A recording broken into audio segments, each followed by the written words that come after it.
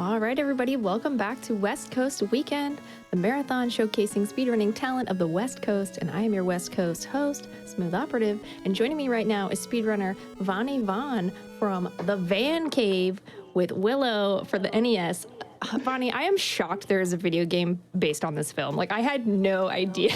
Oh, yeah. Oh, yeah. Well, Welcome. Thank you very much. I do appreciate that. And this isn't a game that's terribly well known among those on the NES, so it's not. I mean, that's pretty standard. So I am always happy to bring this to the masses and educate people on what is actually a really wonderful little kind of like adventure RPG game here. And yeah, it's a lot of fun. We'll be talking plenty about it. For those of you that are fans of the late 80s fantasy adventure movie of the same name, it is based on that, and you're going to see plenty of references to it in there. So yeah, it's going to be awesome. So I mean, I'm ready to go just about any time. Yeah, I'm excited. Honestly, you can start counting down whenever you're ready.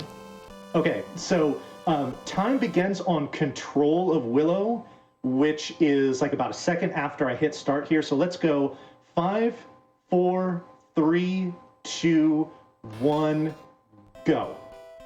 Best of luck. Thank you very much.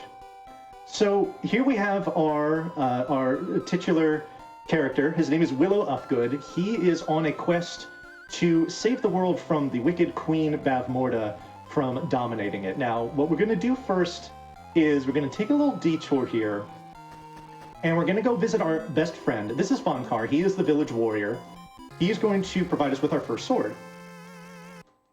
It is the longsword. Now, the only reason we're getting this is because we've got a couple of enemies coming up here called snake men, which are very, very problematic if you're not like task perfect with how you get through them. But we're not actually going to use the sword on the snake men themselves.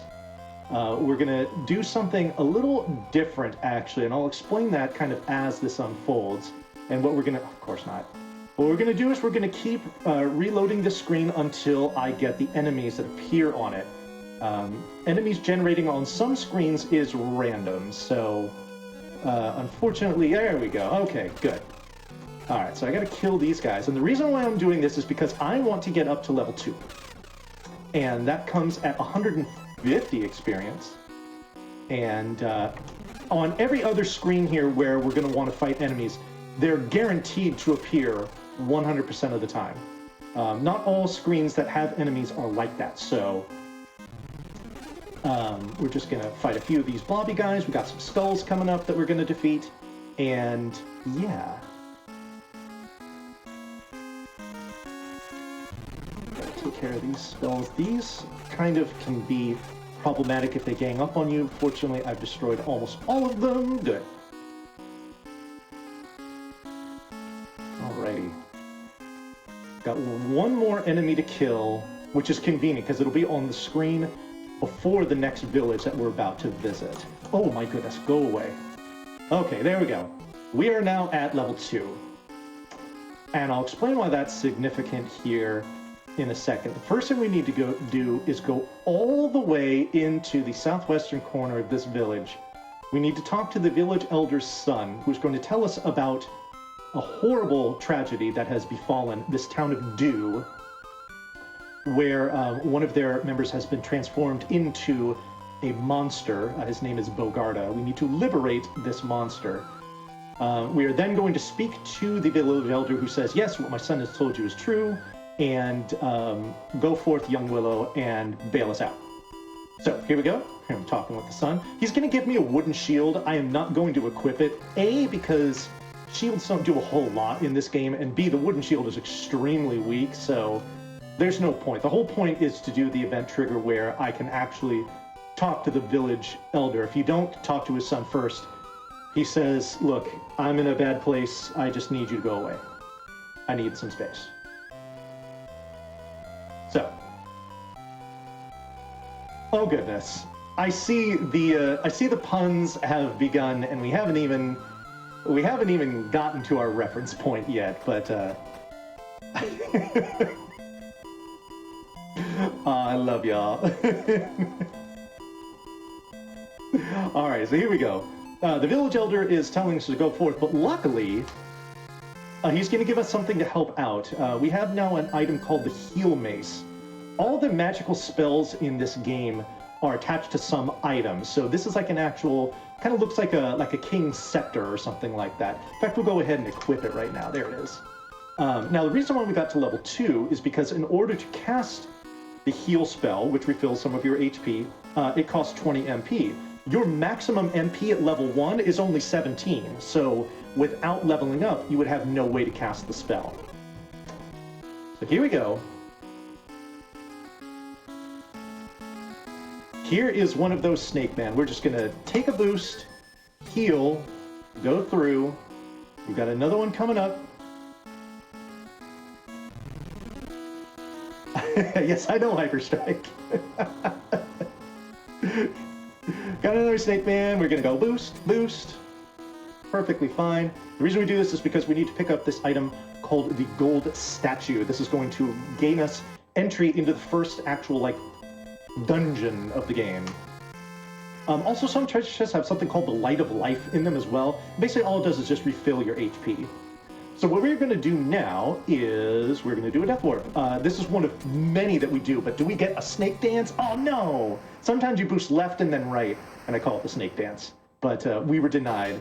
I apologize. It's all RNG. I can't really do anything about it. So, all right. So, we do Death Warps for 2 reasons. One, it takes you back to the last checkpoint, which sometimes will help you travel faster. But the second thing that it does, and in most cases this is more important, is it refills your MP and your HP, which is very nice, especially in one particular section where we're going to do a lot of leveling up. All right, now keep an eye on Willow as we come out of this cutscene here. We're going to give the skeleton the gold statue. If you do not moonwalk into the cave, the run is invalid. Wait, are you serious? No, I'm kidding. It's just a meme. You know, I have to ask. That's cool. Inquiring minds want to know. Take a little bump there. So, oh my goodness, the memes. I also see a High Aldwin emote. I was introduced to that the other day, and that is fantastic. The High Aldwin is in this game. He's actually just to the right of the screen where you start. You can talk to him, and he gives you a magic item called the Acorn, which, if you remember from the movies, the High Aldwin does give Willow some acorns, and anything he hurls them at, once it hits, they are turned to stone. We don't do that because it doesn't really affect a lot of the things we're going to be fighting in this game. We now have a sword upgrade, which is nice. In fact, I'm going to go ahead and equip that bad boy right now. Oh, shoot. Okay, I could have kept going through there. I really don't want to take damage because in a few screens here, we've got the first boss of the game. This fight is very particular, and if everything goes right, it should be over quickly, and hopefully I will be the winner. So, yeah, I'm going to definitely concentrate on this.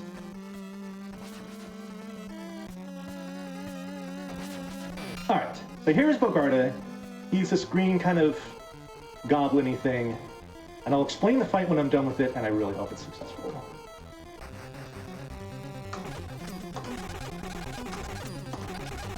And it was! Excellent. All right, so here's how that fight works. I intentionally take 2 damage boosts off of Bogarda himself, because body contact with Bogarda does way less damage than that axe that he throws.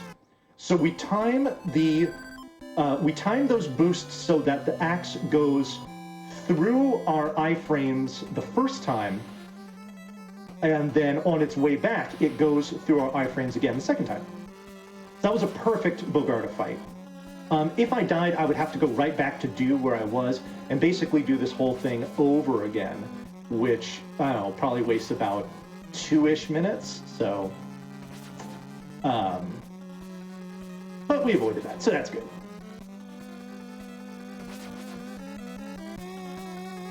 Oh my goodness, the puns. Yeah, you believe in the...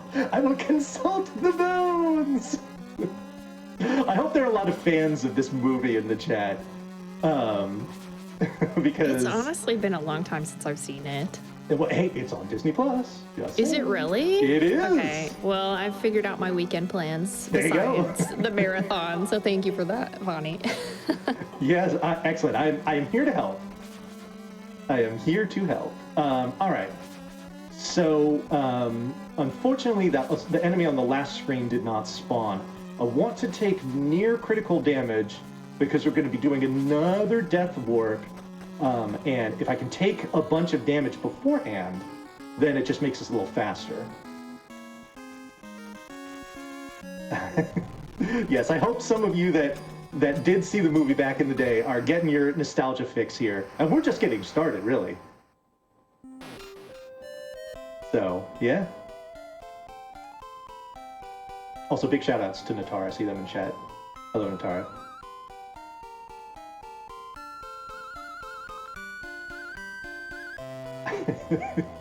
Oh my god, y'all are going all in with this. I love it. I love it so much.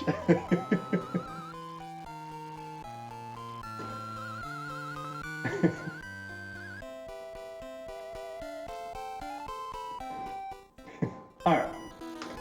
One thing that is kind of annoying is every time you die, everything that you had equipped becomes unequipped, so you have to do it again every single time. So, can't forget it.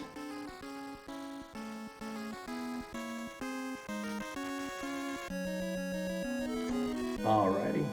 Decent amount of walking in this game. Just getting from point A to point B. Alrighty, so this cute little thing here actually was not in the movie. That is a member of what is called the Nail Clan. They kind of look like slightly mutated rabbits. Like, they're weird. We don't actually need to talk to any of them.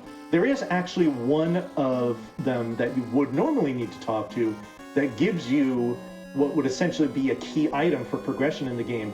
But we are actually not going to need that item, and I will explain why coming up fairly soon here. Alright, so this screen right here with the treants, remember it. It's going to be extremely important in a few minutes.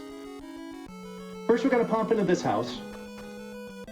We just barge in, and the lady's like, well, let me just heal you, and then admonish you for storming in, and then ask a favor. She has a bird friend. His name is Poe. He is gone. She fears he may be sick, so she gives us some medicinal herbs, just in case we do stumble across Poe, and bring him back to good health. So maybe those will come in useful. Stay tuned. We're just gonna dodge these fire-breathing trees, which seems illogical, but you know what? It's a video game. Oh, that fly decided to do a little okey doke on me. The nice thing about these trees, and we're going to see a few of them here on these coming screens, is that they always throw their fire in the same order. So as long as you walk in a set pattern like this here, go and just go right into that, you're never going to get hit by the fireballs. So that's going to be a miss. That'll stop right there, and nope. Okay. Now, skeletons appearing on either side of the screen is going to be a theme, and it's not a particularly favorable one, but one that is noteworthy nonetheless. Alright, good. We didn't get an enemy here. Do we get an enemy here? We do. Okay.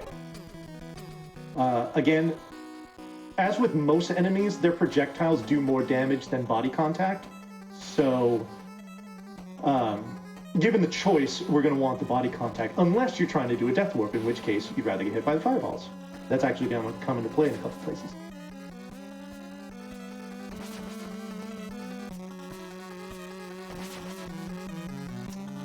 Alrighty, so we've got some interesting things going on in this cave here. This is what is called the Matanda Cave, and I'll explain why it has that name in just a minute.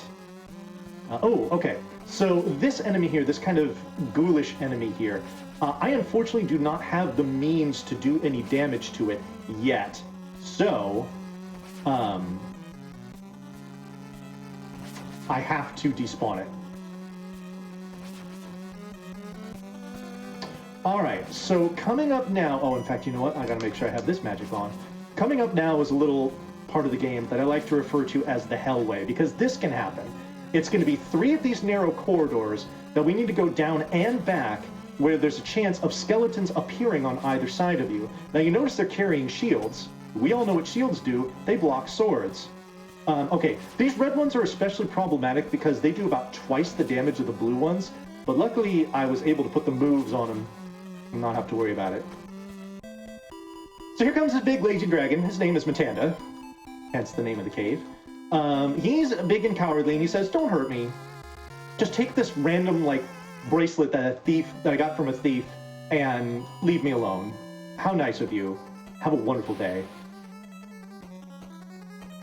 Okay, good. No skeletons there. None there. And none there. All right. So on the way in, it was the Hellway, but on the way out, it was what we like to affectionately refer to as the Heavenway. And that should be self-explanatory. All right, so we're going to go into this little kind of corner of... Oh, oops, I got to switch my magic again.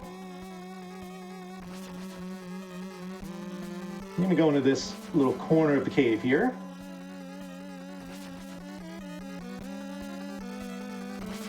Hopefully I get this right, because if I time this just right, it looks really cool.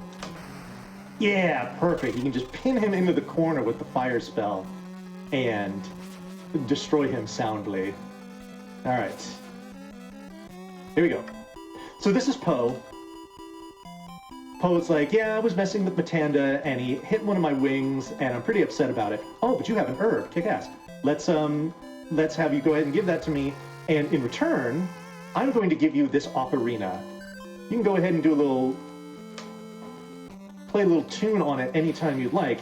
And what the ocarina is it is a magical spell, and this is how we will teleport to different areas in the game. Very handy. You have to kind of like touch the flag points for the ocarina first before you can teleport to those places, which we will be doing. But then once you've done that, then it's going to save a ton of time in traveling, which is great.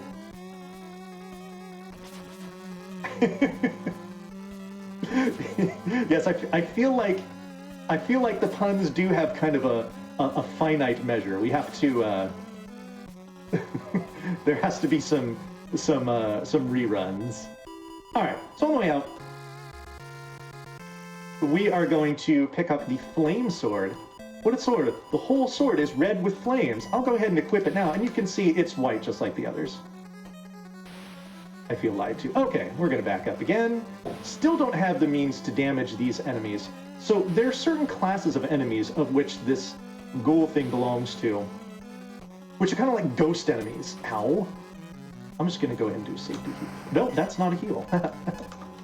There we go, that's a heal.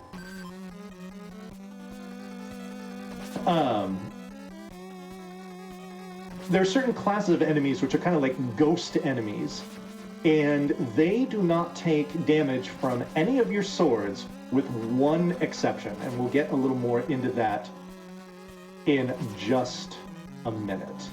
But now that we have the thieves bracelet, we can walk up here, pew, pew, the wall just disappears, which is nice.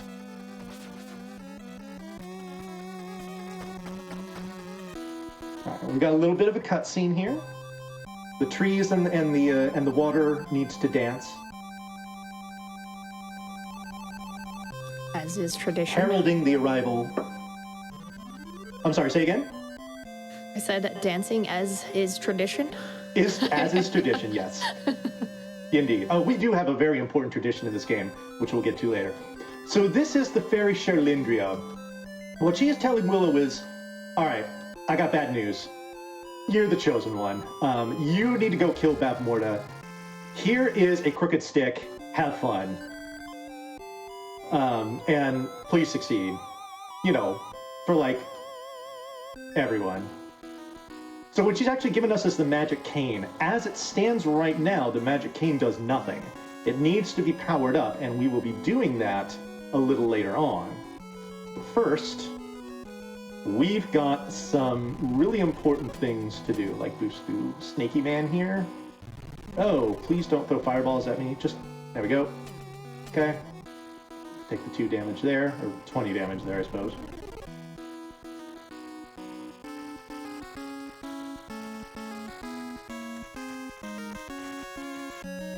Alrighty. Should be in one more screen, okay. Alright, so we're gonna pick up a sword here.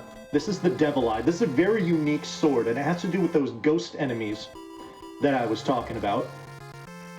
Get a little light of life action as well. And I would go into that. However, we need to bring in the star of the show here. Everyone, say hello to your boy, Mad Mardigan, and say goodbye to your boy, Mad Mardigan, as well. We actually do not need the item that he gives us for rescuing him. So he is currently Sad Mardigan, because he just got straight up ignored.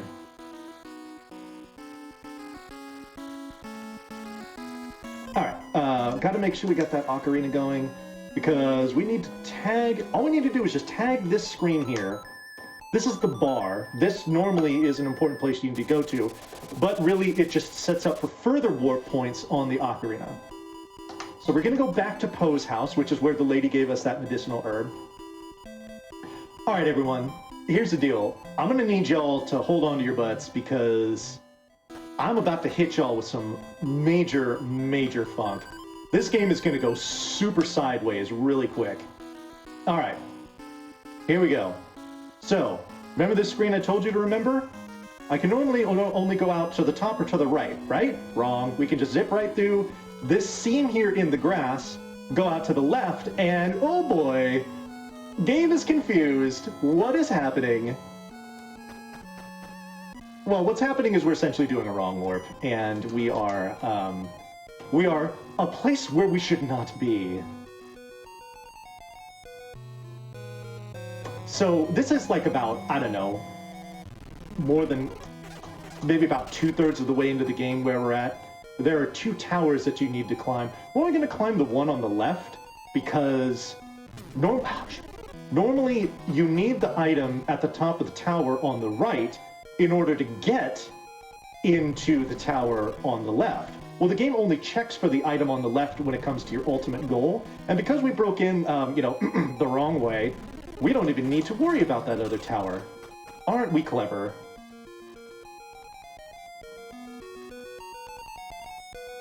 Alrighty, I'm just gonna avoid him. So, these enemies here that I'm dealing with, let's see if one appears here. Ah yes, what I refer to as the bubble ghosts. These are part of that class of ghost enemy that I was talking about. They only take damage from the Devil Eye as far as swords go and nothing else. So we will be equipping this Devil Eye on and off very often in order to deal with them when they come up. Alrighty, so we're talking to this guy. He gives us the red crystal. Normally you need the blue crystal too, but nah, not gonna worry about that. Alright, we're gonna do a little toot on the ocarina. In comes the homie Poe. He's gonna take us back to his house.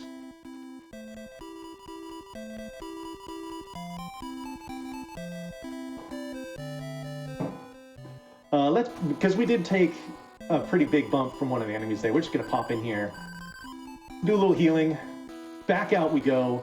You know what? That glitch was a lot of fun. And you know what we'd like to do with fun stuff? We like to do it again. Only this time, it's gonna be a little different.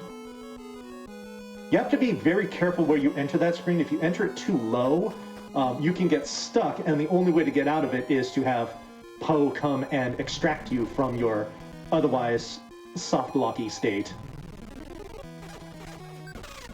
Alright, just do a swing of the sword here in case I get accosted by bubbles. I did not. Okay, good.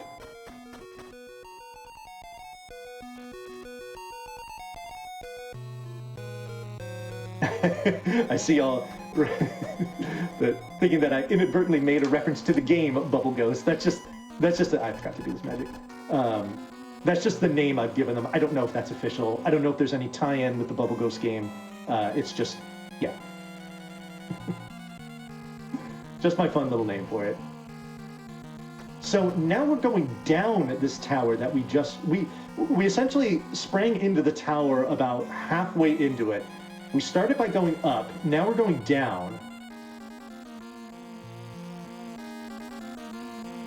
So I believe the next door we go through is the one to the outside, if I've been counting my floors correctly. And it is. Okay, cool. Alrighty. We're gonna pop in here real quick. Everyone say hello to Wee Babby. This is Elora Danon. She is the child of prophecy, the one that will bring down the wicked Queen Bavmorda. Bavmorda is hell-bent on destroying Elora Danon. We are trying to protect her and have her fulfill her prophecy as the bringer of peace to this world. Alright. So now that we've said hello to baby girl, now things are going to get even crazier, if you can believe it. We bet it. Alright, so we're gonna walk down here. Here we go. Into this door. Whoa, big spiky enemy. That's scary. Let's get out. No, you know what? We've steeled ourselves. Let's go back in. Whoa, big scary skeleton dude. Okay, I tell you what, let's fight this guy instead. And I say fight in quotation marks, because really all he's gonna do is he's just gonna walk up to us, and we're just gonna slap him around a bunch. He's not gonna do any damage to us. There's kind of like an invisible wall between me and him, so he's not gonna get us.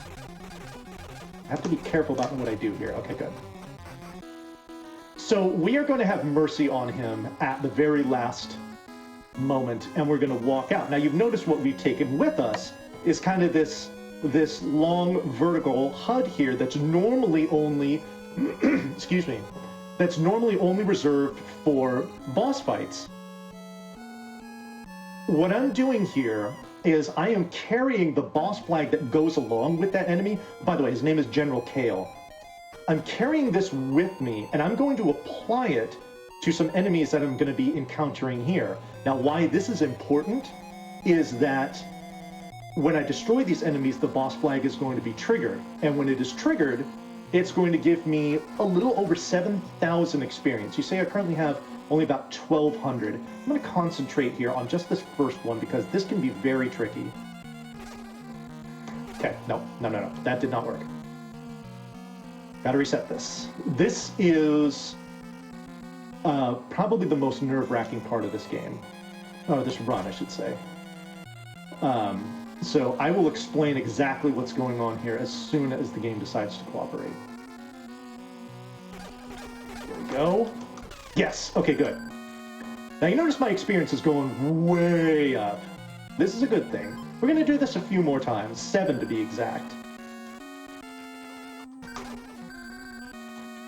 Okay, there's 2. All right, so now this becomes infinitely easier. So let me explain what's going on. When you carry a boss flag out like this, like I've done via the glitch, it will apply that boss flag to the first enemy that appears on whatever screen you enter. In that case, it's going to be this fly. I think that's 4 that I've killed.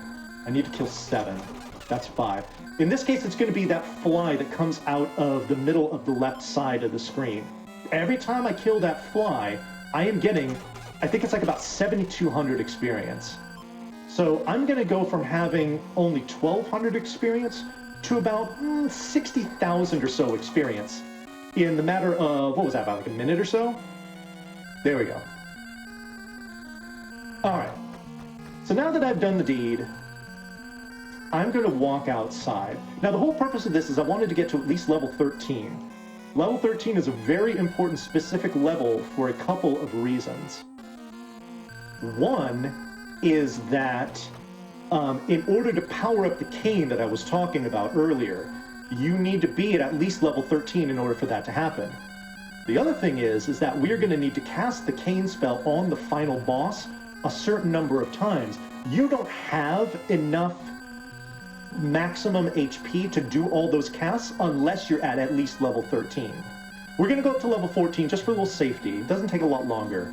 But we have to stand outside because in order for me to actually get to the level, my ticker has to get up to the point. We're going to wait for the fanfare. Should be right about here. There it is. Okay. The reason why we're standing outside is that if you die in a dungeon, a tower, or whatnot, then you don't get credit for whatever you've done in there. Experience gained, items obtained, whatnot. It reverts you back to the last point that you were outside. So by just standing outside for a second, once we hit level 14, I'm going to go ahead and I'm going to do a death warp here. And then when I respawn, you're going to see where I'm at. Now, before I came in here, my maximum HP was like 90 something. My maximum MP was about 60 something. You see they're now both north of 230. Big difference. So this is pretty nice. Alrighty. So coming up here, we're going to go right back to where we came from, where we obtained that boss flag. Only this is going to look a little different. It's going to start out looking the same. Scary spiky enemy. No, thank you. Scarier looking skeleton guy? Yes, please. Only this time we're not going to be so nice. We're actually going to take this guy out. Now, again, he can't do any damage to me. We're just going to slap him around a bunch, just snap him back and forth. Alright, now that General Kale is dead, I'm going to ask for serious time. This is actually a tradition on my stream. What we're going to do... I'm going to turn up the music bit, and I'm going to let y'all absorb the majesty of the music you're about to hear in this cutscene.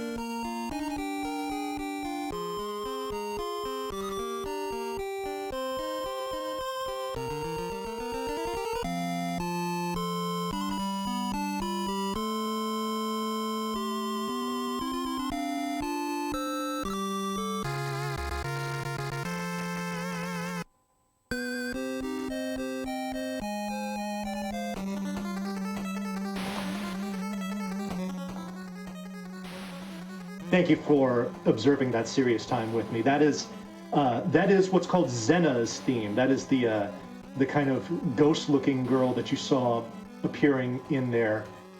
You normally need to get her flute in order to make that boss fight appear normally, and the theme that comes along with it you only hear in that cutscene, and it is absolutely glorious. So, as is tradition on my stream, anytime I run this game, we always go quiet there. I always turn up the volume, and I let you enjoy what is a sweet, sweet jam in this game. All right. So what we're doing now is, because we've done a wrong warp to a place that we really shouldn't be yet, we are way going up the down staircase. So we're kind of circling back to where we should have been beforehand. But before we do, we're picking up a pretty important magical item here. This is the fleet spell. It looks like a little tablet in our menu. This is essentially an exit spell. This will take you back to the entrance of whatever cave or tower you are currently in. This should go without saying is going to save us, several minutes of time throughout the game. I use it probably on, like, I don't know, 4 or 5 occasions. So, yeah, okay. Now we have the Devil Eye, so we can slap these ghoul guys around, which is good. I'm gonna cast fire, give him that one little bump, and that saves us from that screen. Now, what those ghouls can do is they cast a spell which will turn Willow into a pig, which is, again, a reference to the movie if you've seen it. It's something that Bavmorda does, spoiler alert. And what's problematic about that is while you are in pig mode, you cannot exit the screen that you are currently on. And sometimes those spells can last, for the later versions of the ghouls, that spell can last like 40, 45 seconds. So imagine how problematic that is in a speedrun. Okay, here we go. This is Finrezial. This is essentially the yin to Bavmorda's yang.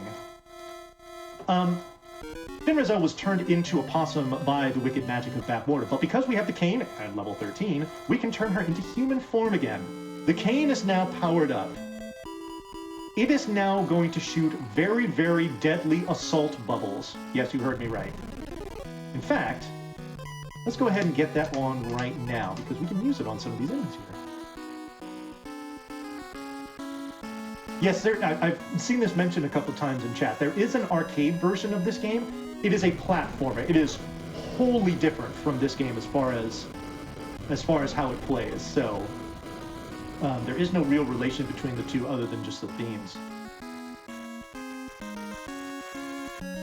Yeah, no, okay. Now, if you do go into visit with Finrazel before you're at level 13, instead of turning her back into human form, you'll just turn her into like a different animal. So like a crow, a goat, a tiger, things like that, because you are not strong enough in the ways yet.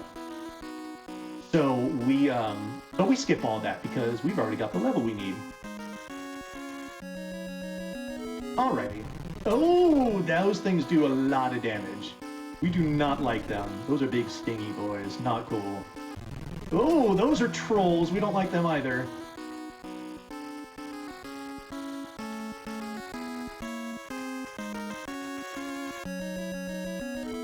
The arcade version is basically just, it's like Willow, but like run and gun.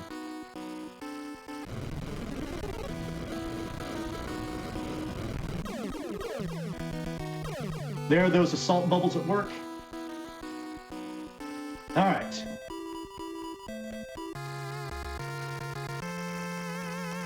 We now have what is called the Monster's Bone, which actually appears in my menu as the Spectre magic. I'm actually going to demonstrate what this does in very short order. In fact, we're going to go ahead and equip it. You see it looks kind of like a cow's skull. We're going to come right down here and swipe. We are now a little slimy boy. Being a slimy boy is extremely beneficial because you generate no threat when you enter screens. So you're going to see that all these screens that I'm going through here, no enemies are going to appear. This is going to make life very fast and safe for pretty much the rest of the game. We're going to use this magic quite a bit.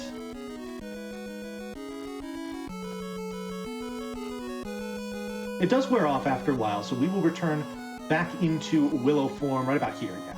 It's a set amount of time that you're on it. So there are going to be certain places where we will use it at very specific times in order to get through what are usually some rather kind of problematic sections. All right, so we come in here, and this lady is going to teach us the Thunder magic.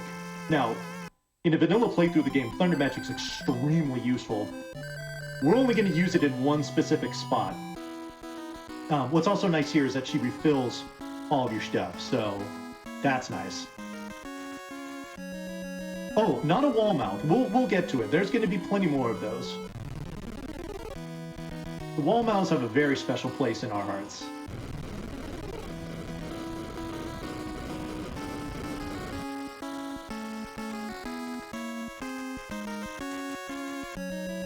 Alrighty, we're almost done with this. This mountain section is an enormous maze. So I don't want to deal with you, so I won't. See if I can despawn. Please be good. Thank you. All right. So here we go. So here's the what we refer to as Derp Mountain. Oh, Derp Mountain, throwing your fire at me. No, why? All right. So coming up here, we've got these little kind of like pock marks in the ground. We're just gonna go split, and we're just gonna zip right over these. Now, normally these things kind of like open up, and they will not only block your path, but they will do damage to you. Now, when you're in Slimy Boy form, they don't activate. But I have an important question for you all, chat. This is something I always like to ask when I do this in marathons. Now, as this slime moves along, it certainly is making some sort of noise. Imagine it in the real world. What is the word that you would use to describe the sound that this slime makes as it moves.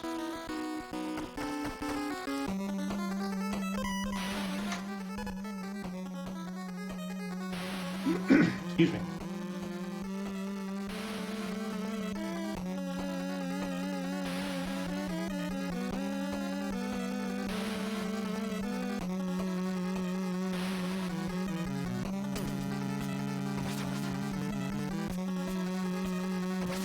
Actually, oh, never mind.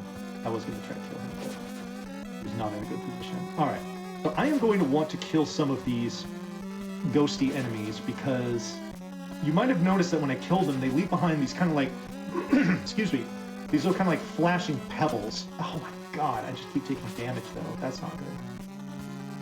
Those little flashing pebbles refill 10 of my MP, and I want a little extra MP because we're going to be doing lots of casts of the Spectre spell, and each cast takes 50 MP, so it goes through them pretty quickly. What do we got here? I always love to see. We've got Floosh, Schlorp, Squish, Schnupp. Yeah, it's usually something along those lines, like Squish, you know, Schlorp, things like that. And I think that's accurate, in my opinion. I think those are probably the best descriptors. Do a little dance around those guys. Not a big deal.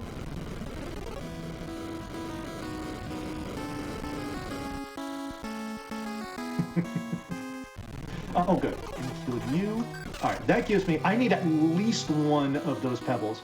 I prefer to have 3, just so I can do like a Thundercast or a Heal Mace cast if I need it.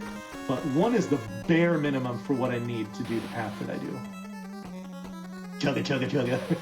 Oh no, please do not touch me, Black Hornets. You are very scary. This guy's not, though. This is a friend.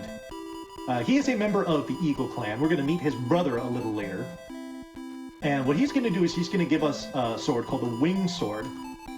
As it stands, the Wing Sword is virtually useless. It does basically no damage, but that will change. But we just need to get it for now. No, don't do your thing. Okay, good. Alright, gotta switch magic over here to the fleet because we're just gonna pop in here. She's gonna complain about a cursed bridge, and then we can exit. Burb, not jerk, no. These burbs are actually big friends. Oh, I didn't want to take that damage, but that's all right. It is a key item. Yo, one thing that actually is a good reminder. One thing I wanted to mention is that we have in the works, in development, a randomizer for this game, which, I mean, I'm only doing the any % run. I'm only doing the any % run, so there's lots of stuff that I'm kind of glossing over. But this game is actually rather expansive. It's got a password system. There's lots of exploring that you can do, and so there's a bunch of people that are working on making a randomizer. So shout outs to my friends Jiggly Saint, Dan Ja, also shout outs to the speedrunning community for Willow. I see Sapthresh in here, Bratster is a part of it, Crandor is a part of it. I know they're all involved in doing this. Yeah, oh, what's up, Crandor? Nice. So yeah. The Willow community is really cool. Lots of really cool people in it. And I do see some of them in here, and I'm glad they're able to be a part of it. So I think that's 3. Okay, good. That should give me all I need. Ooh, good question, Sim. Let's hope I don't have an errant death, and then that might be a possibility. All right. So here, oh no, not sword, magic, there we go. All right, so here we're gonna talk to this guy, and he is going to give us the witch's shoes. Now, I know they say they're shoes, but depending on who you ask, they're more like Crocs. There's like 3 specific people that understand that reference, and if they're hearing it, they're screaming right now, but yeah.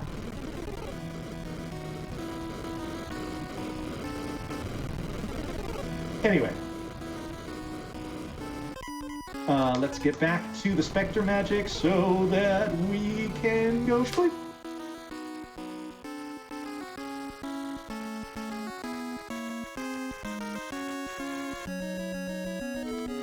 And we can just go ahead and slither on through here unscathed.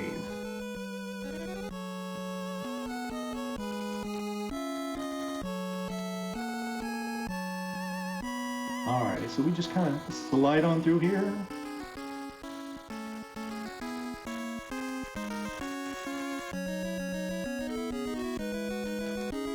This is kind of a walky section here. Can I ask you, Vonnie, what got you into speedrunning Willow? I'm sorry, say that again?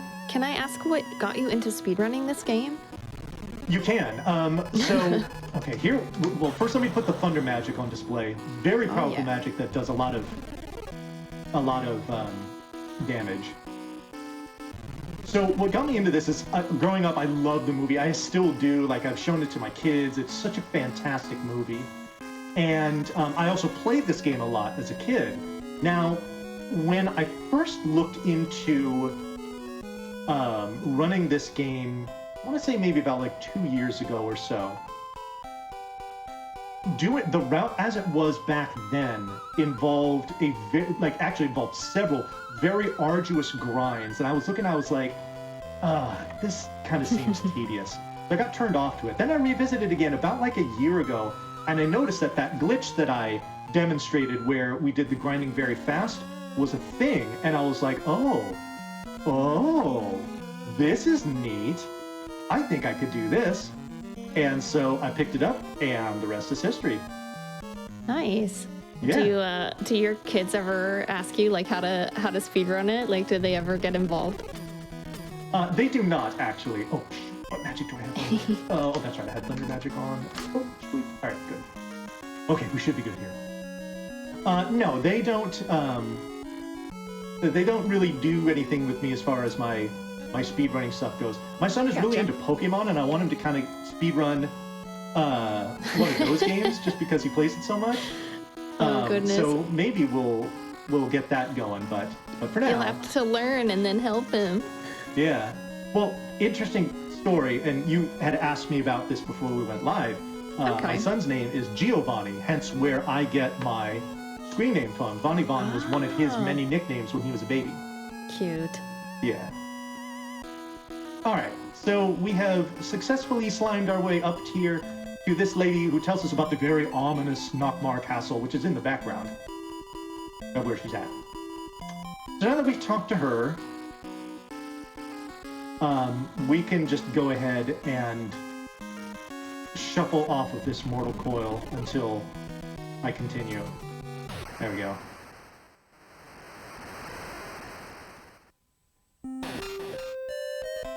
There are unlimited continues, so dying, even if I do it unintentionally, is no problem. It's just a waste of maybe like, a minute or two, things like that. Oh, you like that story? Oh, I'm glad you appreciate that.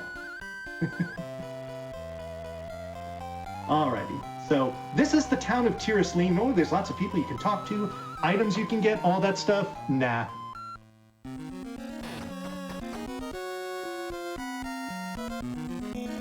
We just ignore all that, we don't need it. Get these guys out of the way.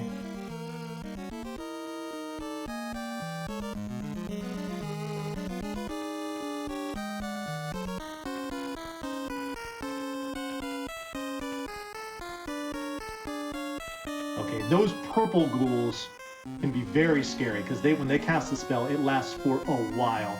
If you move optimally and don't spend as little time on the screen as possible, then virtually all the time they will not cast their spell. Alright, so this guy we're walking by here, this is Eric, mighty warrior of the kingdom of Galadorn. We're just going to completely ignore him, but remember his name. Instead we're going to fight this snake-like enemy. We're just going to sit here and just slap it in the face a bunch. Oh, it hit me? That is so rude. Alright, now it's done.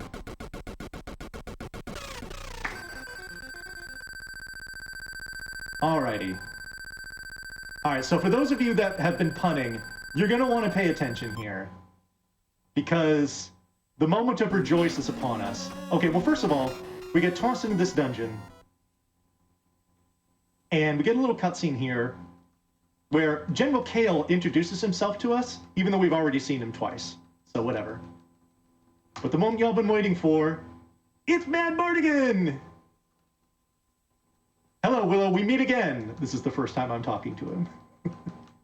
We're just gonna walk down into the corner here and, oh my goodness, we've been rescued! So these are the brownies. They are these little, like tiny humanoid creatures that are actually a pest to the, to Willow's tribe, which are called Nelwans. But these guys help us out. And we moonwalk for swag, just because why not? Indeed. Alright. So, we now have... So, the brownies gave us an item called the Powder of Unrequited Love, which is going to be an important item that we will use much later in the game. There are the brownies again. We ain't got time for them, though. We have some speedrunning to do, so we ignore them. They get over it.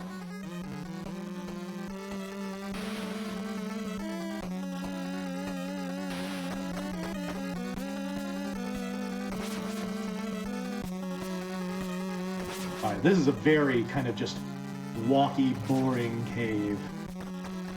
So we just kind of walk through here. So let's talk about what's coming up.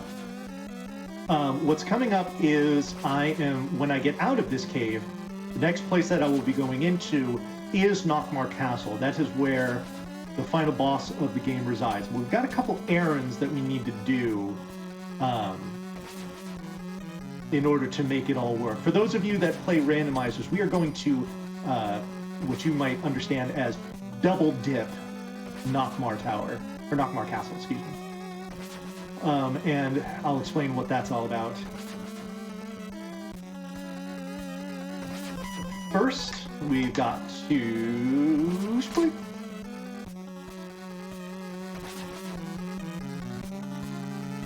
We slither along here. The enemies on the back end of this cave are rather problematic. And as you can see, there are all these narrow corridors, so when it comes to dodging things and whatnot, it's pretty difficult. So, we just avoid all of that, which is lovely. But we're almost done.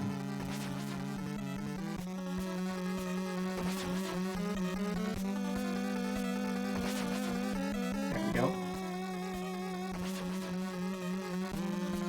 Be pretty much out of here in a second. There we go. Alrighty. No, don't do it. He's gonna do it, isn't he? Oh, wow.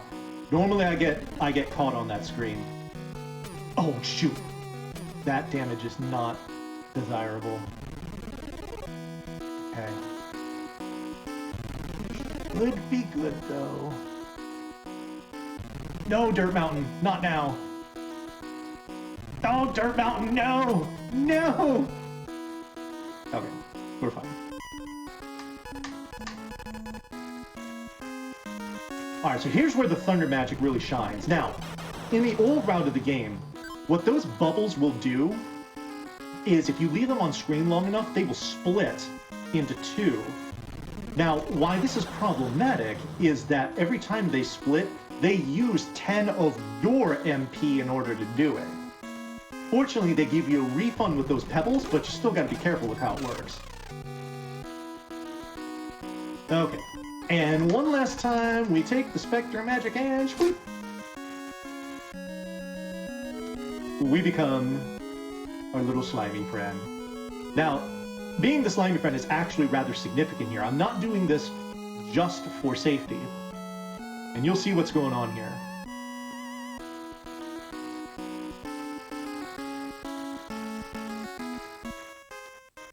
So we've got this guard here. Big scary guard. Oh no, a monster! And he's gone. He just runs away in absolute terror. Some guard you are.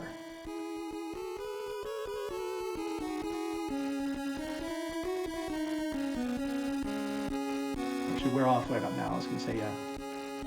Alrighty. We don't have much further to go in this tower for our first objective, which actually is right here.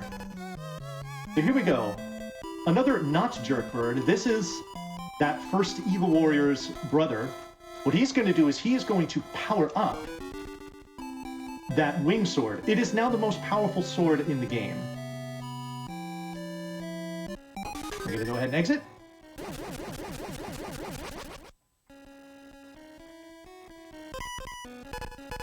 Ocarina Magic. I'm going to call on Poe again. Oh, the music in Nockmaar Castle is awesome. You're going to get to hear more of it, don't worry. Take us to Tirasleen.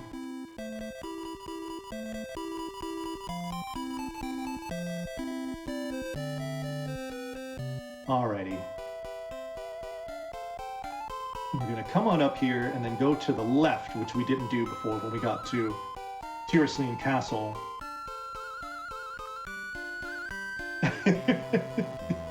Yes, the wing sword brought to you by Red Bull.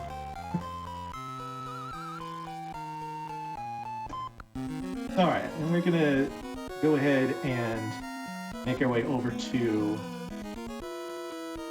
a little shack here in the corner where we're gonna talk to this lady.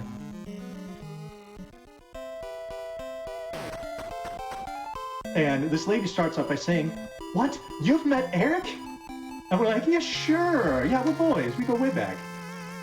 And so she gives us the key to Nockmaar Castle. There's a bunch of doors in the castle that we wouldn't be able to get through without that.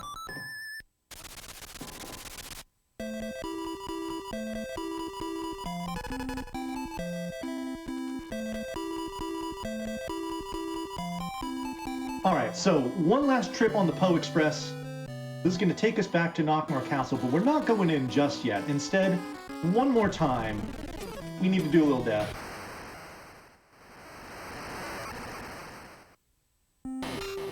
This is just going to bring us back one screen to the right of where we just were. But what it does is it brings us up to full HP and MP. That's the important part. Alright. Into Nockmaar Castle we go. If you've got like jam emotes, something like that, you know, for good music or whatnot, this is a fantastic time to bust them out. I'm going to go ahead and do my equipping now so I can deal with these guys.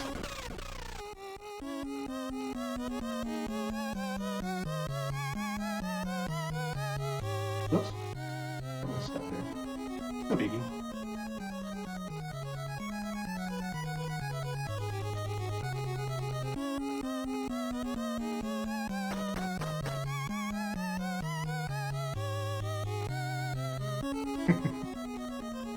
I see some of y'all got him. Nice.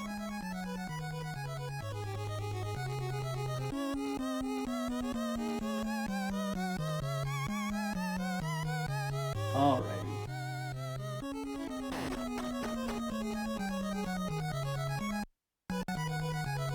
Yeah, this song and then the next one that we're going to hear in this area is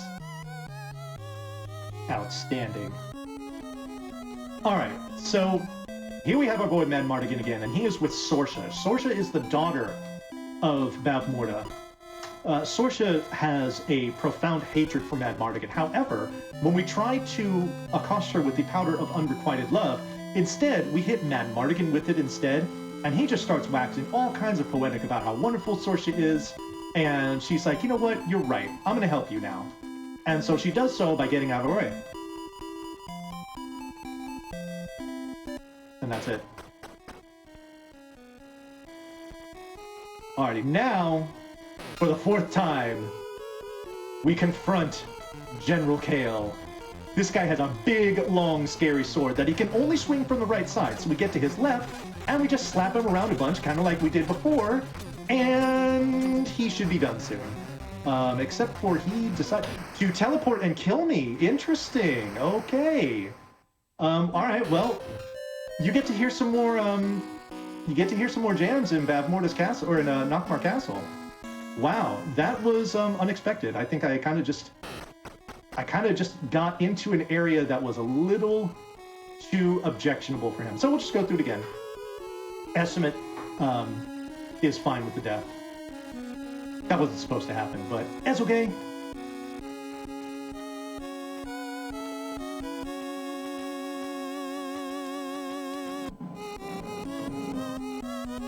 Oh no, don't do it, don't do it, don't do it. Okay. That would have been worse than the death almost. Yeah, I got too far up. That was my problem. Yeah. So you can see it, like, when I was doing the... You can see what his behavior is like when I was doing the setting up for the boss flags and whatnot. You can see that when I get to his side, he just zooms like really fast laterally. But if you stand close enough in front of him, then that doesn't happen. So, I know. All right. But you get to see Mad Mardigan's portrait in the cutscene again, so you're welcome.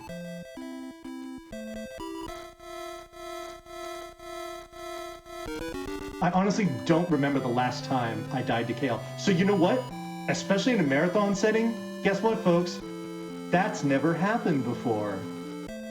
There's always got to be a moment like that. It's mandatory. Right?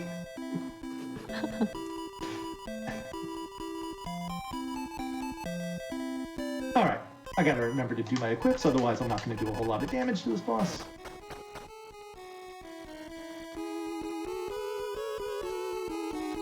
Okay, here we go. For a 5th time, we confront General Gale.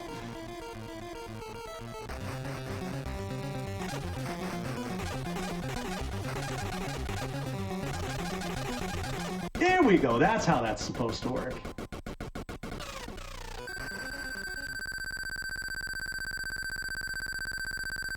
Alrighty, and we have to wait for all this experience to tick up. Unfortunately, it does us no good. We're not going to level up again.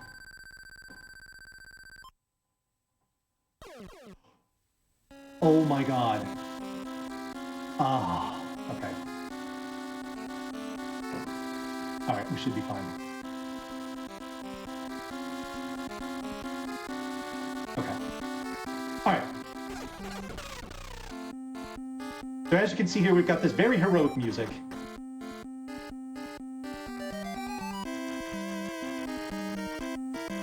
Our final confrontation is near.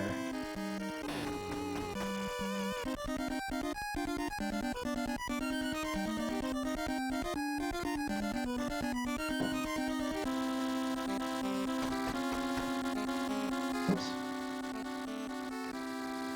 Yes, this is fantastic music.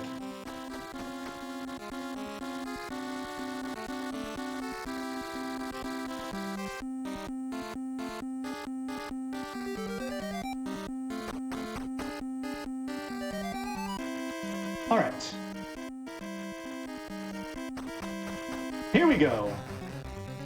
Bavmorda. Now, Bavmorda has 2 phases. The first phase, she will only take damage from the cane bubbles. I, unfortunately, like a dummy, wasted one of them just now. So I have to be really careful here.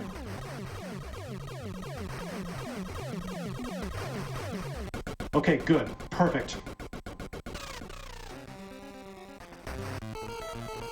That's the first phase down. Now I can hit her with my sword. Time is going to be on the final hit of Bavmorda, so it'll be in about, like, I don't know, 10 seconds or so. Oh no, except for I wasn't paying attention. This is fine. Oh my god, maybe it's not. It is. It is. Yes, okay, time. Time, we're good.